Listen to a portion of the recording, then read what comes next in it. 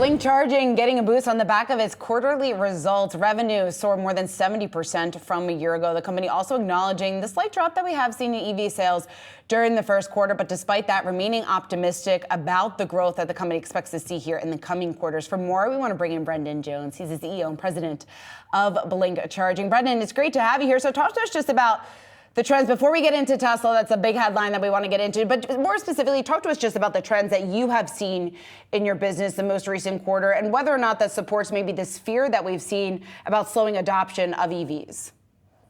So yeah, we continue to see globally that EVs continue to be adopted. So it's a little bit of a different theme than you might see out there in some of the press in general. Specifically in Europe, our numbers are increasing dramatically, both in England, Ireland. We operate in the Netherlands and Belgium and moving into other countries. And the utilization rate and the penetration rate is 25, 30, as high as 35% in Europe. And that's the percent of car sales each month, each year of EVs representing. So that continues to increase. We did see a slowing down a bit in April on our sales side, but we haven't fully calculated net revenue yet. But that is buoyed by what we saw in Q1, which was increased penetration of EVs in terms of EV infrastructure going in the ground. We beat the previous quarter, same year, dramatically, as was indicated. So we see, though, in the marketplace, some consolidation. We definitely saw Tesla sales slow down a bit, but then we saw the other auto OEMs picking up simultaneously.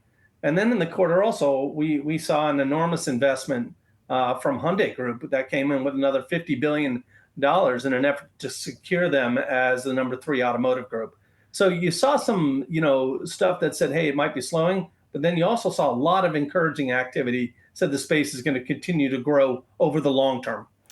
Brendan, there were some headlines that had investors at least a little encouraged maybe about what ultimately could potentially happen to your business. Now, there has been a bit of a flip-flop in terms of the headlines coming out from Tesla CEO Elon Musk. So I think some of the plans here may be in limbo for the charging network, the supercharging network. But ultimately, if we do see any sort of shift from Tesla, if we do see any of your competitors fully exit that business, what ultimately does that mean for Blink?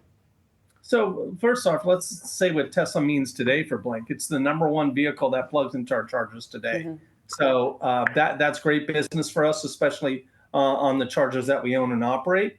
And if Tesla slows down, we've already had phone calls and inquiries from a number of companies say, hey, can you pick up the pace? Can you jump in? And we're fielding those calls. And in many cases, we can.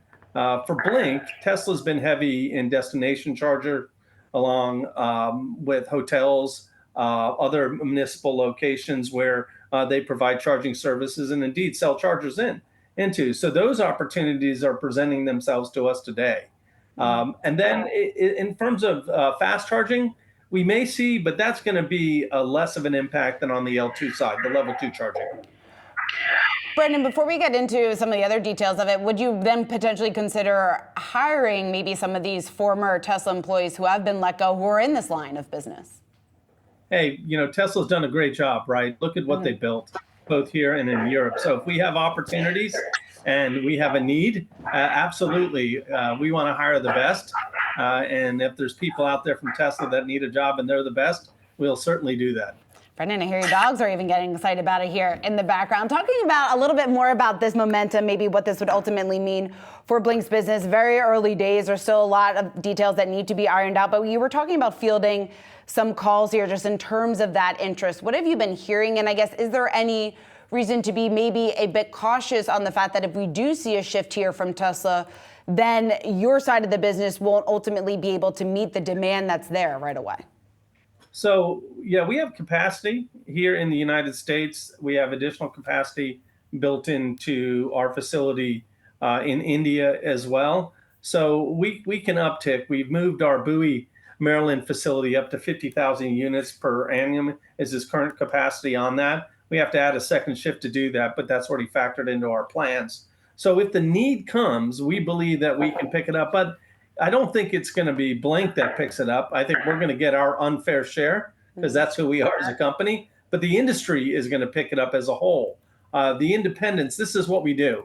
For Tesla, infrastructure is a cost of sale. For BLNK, infrastructure is our business model.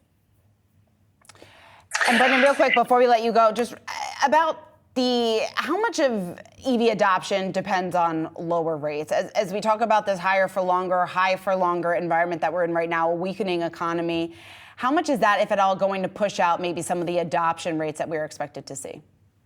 Well, it depends on where you're located. Certainly, remember, we operate in both Europe and in the United States. So we're not seeing any impact in Europe. We continue to see increase. All business is good.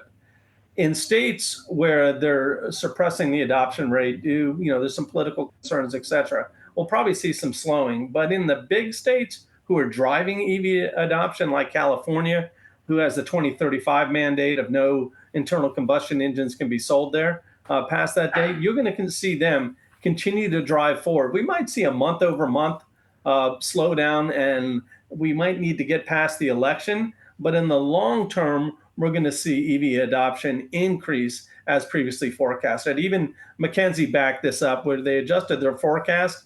They now say by 2030 it's 28 million chargers that are needed in the US. And that includes both L2 and DC fast chargers by 2030. So we remain encouraged and bullish.